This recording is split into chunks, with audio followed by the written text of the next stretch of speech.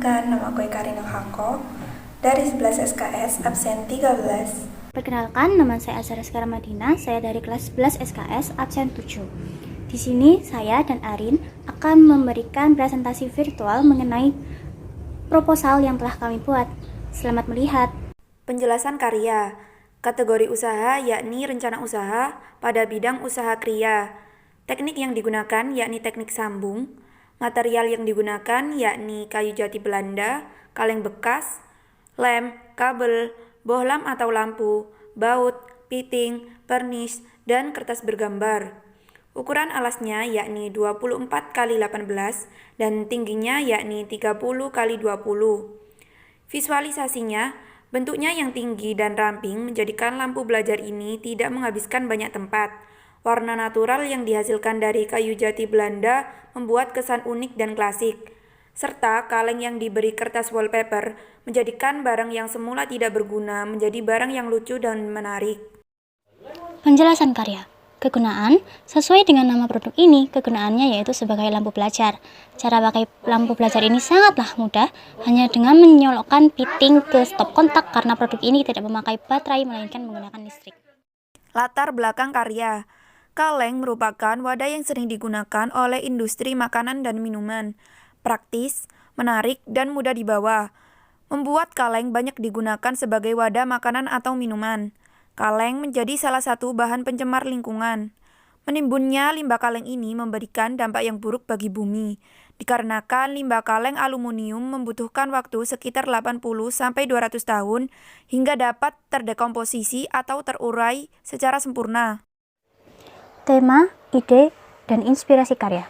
Lampu dari kaleng dan kayu dari bahan baku limbah mudah dibuat bahan baku yang relatif berlimpah di sekitar kita, sehingga dapat menjadi salah satu peluang untuk menjadi usaha kecil di lingkungan rumah tangga, sehingga dapat menunjang perekonomian keluarga, terutama di masa krisis ekonomi di pandemi saat ini.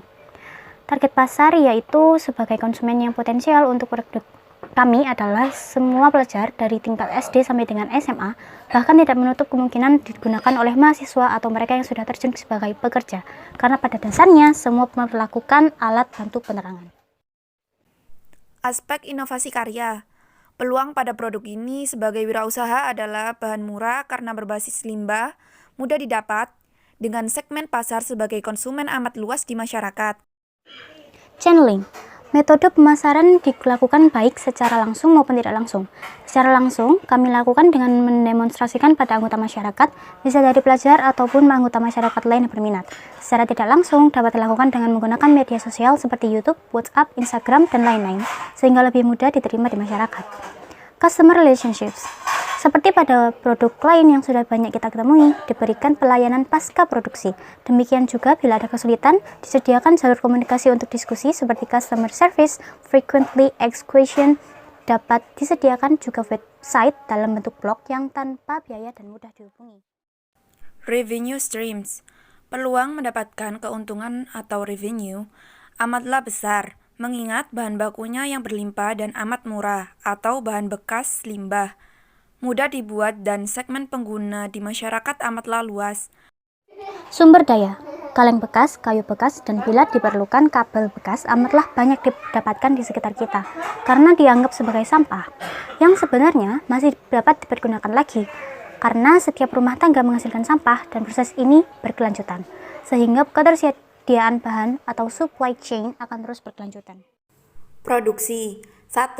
Bahan baku diambil dari limbah, bisa dari rumah tangga langsung atau melalui pengepul. 2. Bahan baku tersebut dipotong menggunakan gergaji menjadi beberapa bagian. Lalu bahan baku disatukan menjadi satu yang biasa disebut teknik sambung. 3. Setelah melalui tahap perakitan, barang tersebut diamplas dan dicat. Setelah cat kering, bahan baku siap untuk dipasarkan. 4. Setelah diproduksi, dipasarkan baik secara langsung atau door to door atau melalui media sosial secara tidak langsung yang justru amat berpotensi karena tidak tergantung jarak dan mudah mencapai konsumen. Seperti promosi di Facebook, Instagram, Twitter, WhatsApp, atau melalui blog dan website atau juga melalui online shop. Partner. Yang pertama, Pada dasarnya, karena metode pembuatan pengumpulan bahan baku dan pemasaran mudah untuk dilakukan, maka siapa saja dapat membuat produk ini. Yang kedua yaitu keunggulan lain, yaitu biaya produksinya yang amat rendah, sedangkan revenue-nya yang potensial didapatkan cukup besar, sehingga dapat menunjang perekonomian keluarga ataupun rumah tangga. Keuangan. 1. Biaya produksi. Untuk bahan limbah amat rendah atau dapat dibeli dalam satuan kilogram sehingga murah biayanya. Biaya disesuaikan dengan kondisi di masyarakat. Harga bahan bekas tersebut juga berfluktuasi. 2. Penentuan harga didasarkan pada kemampuan masyarakat. Tidak boleh terlalu tinggi sehingga konsumen yang akan membeli berkurang, tapi juga cukup untuk memberikan revenue. 3. Tingkat efisiensi pada produk ini amatlah tinggi potensinya, karena biaya produksi atau pembelian dan pengumpulan bahan, pembuatan dan pemasaran hanya memakai biaya yang rendah. Atau bahan limbah, tenaga dari rumah tangga, pemasaran dapat melalui media daring. 4.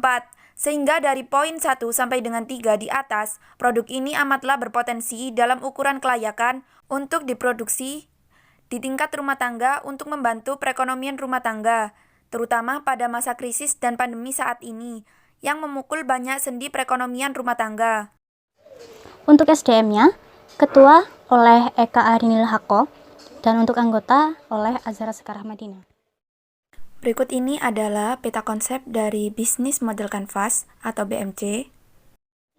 Berikut adalah analisis SWOT dari produk kami. Yang pertama yaitu ada stress, yaitu bahan baku mudah untuk didapat, pengrajin yang handal, dan barang yang unik.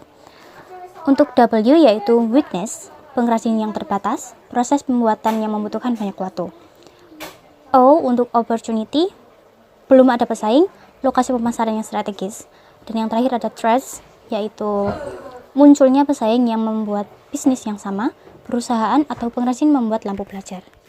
Dan juga infografisnya.